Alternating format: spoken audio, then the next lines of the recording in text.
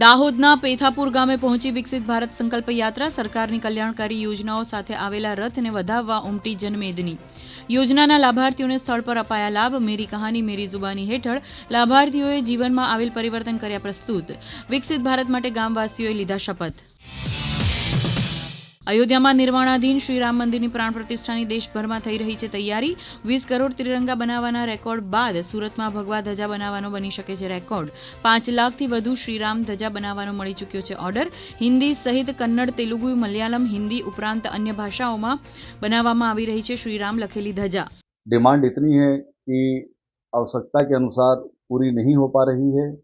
अभी से ही लोगों के अंदर आज 10 दिन बाकी है, उसके बाद भी लोगों के अंदर इतना उत्साह है कि लोग अपने घरों में लगाने के लिए, अपने प्रतिष्ठान में लगाने के लिए, अपने गाड़ियों में लगाने के लिए दुपट्टे, झंडे, बैनर आदि की डिमांड निकल चुकी है. ઉત્તરાયણ દરમિયાન પતંગની દોરીથી દ્વિચક્રી વાહન ચાલકોની સુરક્ષા માટે વડોદરામાં લગાવવામાં આવી રહ્યા છે નિઃશુલ્ક સેફટી ગાર્ડ. ગોત્રી વિસ્તારમાં અંદાજે 1000 વાહનોને લગાડવામાં આવ્યા સેફટી ગાર્ડ. શહેર પોલીસ કમિશનર અનુપમસિંહ ગહેલોત સહિત સાંસદ રંજન ભટ્ટ રહ્યા ઉપસ્થિત. અહીંયાથી જેટલા બાઇક લઈને જાય છે એમને બાઇકની આગળ સળિયો, જેનાથી એમને પ્રોટેક્શન મળે છે. કદાચ દોરો આગળથી પસાર થતો હોય તો એ સળિયો રોકી લે છે. એક કામ આજે આ કર્યું છે.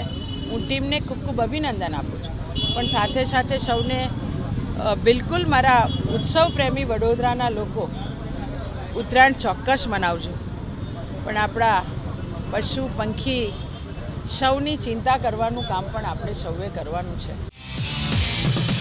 બનાસકાંઠા જિલ્લા ચૂંટણી તંત્ર દ્વારા હાથ ધરાયું સંક્ષિપ્ત સુધારણા અભિયાન. જિલ્લામાં 18 થી 19 વયની જૂથના નવા 36,097 યુવા મતદાતા ઉમેરાયા.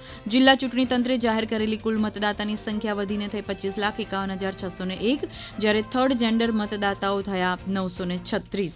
5મી જાન્યુઆરી 2024ના રોજ આખરી મતદાર યાદીની પ્રસિદ્ધિ કરવામાં આવી, જેમાં બનાસકાંઠા જિલ્લામાં કુલ 25,51,581 મતદારો, જેમાંથી 13,17,835 પુરુષ, 12,33,746 સ્ત્રીઓ અને 20 અન્ય મતદારોની યાદી પ્રસિદ્ધ કરવામાં આવી. મહેસાણાના અનંત અનાદિ વડનગર સ્પોર્ટ્સ કોમ્પ્લેક્સ ખાતે થયો આંતરરાષ્ટ્રીય પતંગ મહોત્સવનો પ્રારંભ.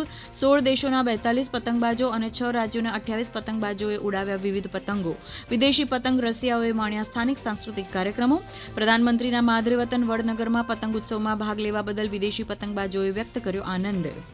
वाडनगर में मैं आया और मोदी का गांव है और बहुत अच्छा लगा और इसका इधर जो है ना पब्लिक और रिस्पॉन्स भी अच्छा है और अकोमोडेशन भी अच्छा है. यहाँ का जो है ना पब्लिक है जो है ना मिलजुल के अच्छा है. As a professional kite flyer, there's so much to take in and absorb. It's overwhelming. With the people are a beautiful people. The culture, I want to move here. જામનગરના ધારાસભ્ય રીવાબા જાડેજા સહિત અનેક મહાનુભાવોની ઉપસ્થિતિમાં થયો જનસેવા કેન્દ્રનો શુભારંભ. હસ્તકલા સહિત પ્રધાનમંત્રી વિશ્વકર્મા કૌશલ્ય સન્માન યોજના અંતર્ગત પરંપરાગત ટ્રેડના કાર્યક્રમ માટે થયું શિબિરનું આયોજન. CSC સેન્ટરમાં લગભગ 30થી વધારે કેન્દ્ર સરકાર અને રાજ્ય સરકારની યોજનાઓ ફોર્મ ભરવાથી લઈ ખૂટતા ડોક્યુમેન્ટથી લઈ અને એ યોજનાનો સંપૂર્ણ લાભ જન સુધી પહોંચે એ માટે આજે CSC સેન્ટર અમે ખુલ્લું મૂક્યું છે. અરવલ્લીના વડા ગામ ખાતે યોજાયો સેવા સેતુ કાર્યક્રમ. મોટી સંખ્યામાં લોકો રહ્યા ઉપસ્થિત. રાજ્ય સરકાર દ્વારા પ્રજાલક્ષી યોજનાઓનો લાભ નાગરિકોને રહેઠાણ નજીક મળી રહે તે હેતુ સાથે વિવિધ જગ્યાએ થઈ રહ્યું છે સેવા સેતુ કાર્યક્રમનું આયોજન. આવકના દાખલા, આધાર કાર્ડમાં સુધારા સહિતની વિવિધ કામગીરી થઈ રહી છે સ્થળ પર.